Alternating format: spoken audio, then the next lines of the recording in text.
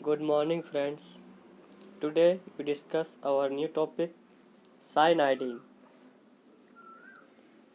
आज हम लोग पढ़ेंगे cyaniding क्या होता है, इसमें कौन कौन से प्रोसेस होते हैं और कैसे कैसे उसमें हीट ट्रीट करने पर क्या क्या एप्लीकेशन अप्लाई होती है। ठीक है, कहाँ कहाँ यूज़ करते हैं cyaniding का, क्या क्या उससे बनाते हैं।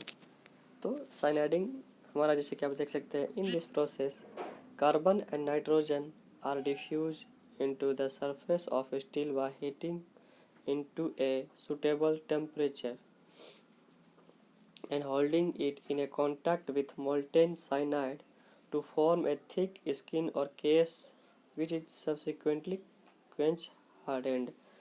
इसमें साइनाइड में क्या होता है फ्रेंड्स, हमारा जो कार्बन है और नाइट्रोजन है दोनों एक साथ डिफ्यूज हो जाता है हमारा मेटल के सरफेस पे। जैसे कि हमारा ये मेटल सरफेस है, तो हम जब इसको एक कंटेनर में लेकर डिप करते हैं और इसको हीट करते हैं, जब हीट करते हैं तो क्या होता है, इसका कार्बन और नाइट्रोजन दोनों इसके सरफेस पे क्या होता है, एडहियर हो जाती है। ठीक है सर, ठीक है फ्रेंड, दोनों क्या होता है एक दूसरे पे डिफ्यूज हो जाता है, कार्बन पे और नाइट्रोजन पे। तो इससे क्या होता है, हमारा स्ट्रेंथ थोड़ा और अच्छा हो जाता है और ज़्यादा हार्ड हो जाता है as compare to nitriding. ठीक, तो उसमें हार्ड होता है लेकिन उसका हार्डनेस थोड़ा क्या होता है, थोड़ा सा कार्बोराइजिंग से ज़्यादा होता है, नाइट राइडिंग से कम होता है। ठीक है फ्रेंड्स, दोनों के बीच में होता है।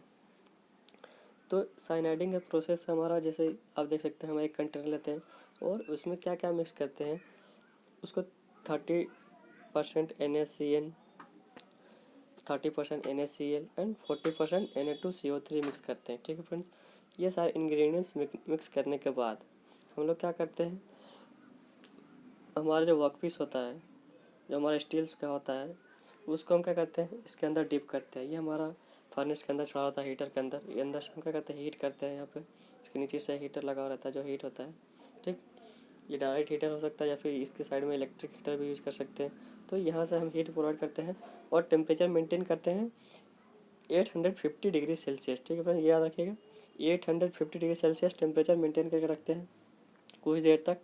ठीक है, और उसको कांटेक्ट रखते हैं किसमें, साइनाइडिंग के फॉर्म में।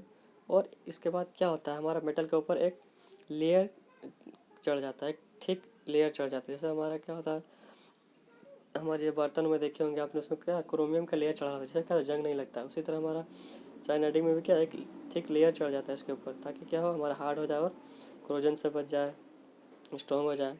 तो ये क्या होता है, स्ट्रॉन्ग रहता है, क्रोजन रेजिस्टेंस होता है।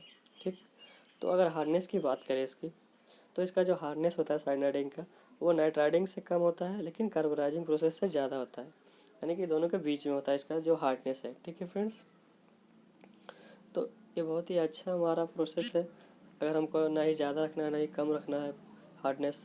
तो देखिए, अगर बेसिकली अगर एप्लीकेशंस की बात करें, प्रैक्टिकल एप्लीकेशन, जैसे कि हम लोग देख चुके होंगे, जैसे हमारा स्क्रू रहती है जो हम दुकान से नट बोल्ट से स्क्रू खरीदते हैं अपने घर में, साइकिल्स वगैरह में यूज़, या फिर ऑटोमोबाइल जितने भी पार्ट्स होते हैं उसमें क्या स्क्रू लगा रहता है, नट बोल्ट लगा रहता है। तो उसके जितने भी स्क्रूज बनते हैं वो किससे बने होते हैं, हमारा साइनाइडिंग प्रोसेस से। हमारा नट्स है, जो बोल्ट्स है, नट बोल्ट्स तो नॉर्मली हम लोग अपने प्रैक्टिकल लाइफ में कभी ना कभी यूज़ करते ही है। तो उसका जो थ्रेड होता है, जो थ्रेड का जो कटिंग जो पिच होता है, वो क्या होता है, बहुत ही नाजुक होता है। अगर उससे साइनाइडिंग नहीं करेंगे फ्रेंड्स, तो उसका टूटने का चांस ज़्यादा रहता है, क्योंकि थ्रेड बहुत पतला पतला रहता है उसका। तो उससे हम क्या करते हैं, उसको हार्ड बनाने के लिए हम क्या यूज़ करते हैं, साइनाइडिंग। ठीक है, साइनाइडिंग का यूज़ करते हैं। फिर आपने देखा होगा स्मॉल गियर्स, जो छोटे छोटे गियर्स लगे होते हैं, उस बहुत सारे हमारे वॉचेज़ में जो छोटे छोटे घड़ी लगी रहती है, तो उस घड़ी में क्या होता है, छोटे छोटे गियर्स लगे, जो उसके हेल्प से क्या होता है, हमारा टाइम का फंक्शन स्टार्ट होता है। तो वो गियर्स का जो टीथ होता है बहुत छोटे होते हैं, बहुत पतले होते हैं। तो उसका टीथ बहुत हार्डनेस क्या होता है, तो बढ़ाने के लिए हम क्या यूज़ करते हैं, साइनाइडिंग प्रोसेस। ठीक है, ऐसे बहुत सारे प्रोसेस होते हैं। तो इसमें याद रखने की बात क्या है फ्रेंड्स, कि हमारा साइनाइडिंग प्रोसेस में क्या होता है, कार्बन भी डिफ्यूज होता है और नाइट्रोजन भी डिफ्यूज होता है। लेकिन हम क्या देखें, कार्बोराइजिंग में कार्बन डिफ्यूज हो रहा था, नाइट राइडिंग में नाइट्रोजन डिफ्यूज हो रहा था। लेकिन यहाँ पे क्या हो रहा है, साइनाइडिंग में दोनों डिफ्यूज हो रहा है हमारा surface of the metal work piece पे, स्टील्स पे। ठीक है, ये दोनों डिफ्यूज होने का हमारा क्या होता है, थोड़ा अच्छा इम्पैक्ट पड़ता है और अच्छा क्वालिटी का हमारा जो मटेरियल निकल के आता है उसका एक कोरोजन रेजिस्टेंस होता है और टफनेस भी अच्छा होता है। उसका प्रॉपर्टी, मैकेनिकल प्रॉपर्टी ओवरऑल बोल सकते हैं कि इसकी मैकेनिकल प्रॉपर्टी क्या होती है, इम्प्रूव हो जाती है। ठीक है फ्रेंड्स।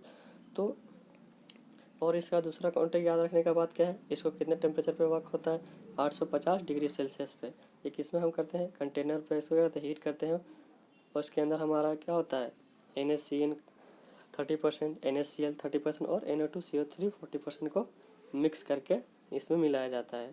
ठीक है, तब जाके हमारा क्या बनता है, एक स्ट्रॉन्ग हार्डेंड माइल्ड स्टील बनता है। ठीक है friends, I hope you get understand better.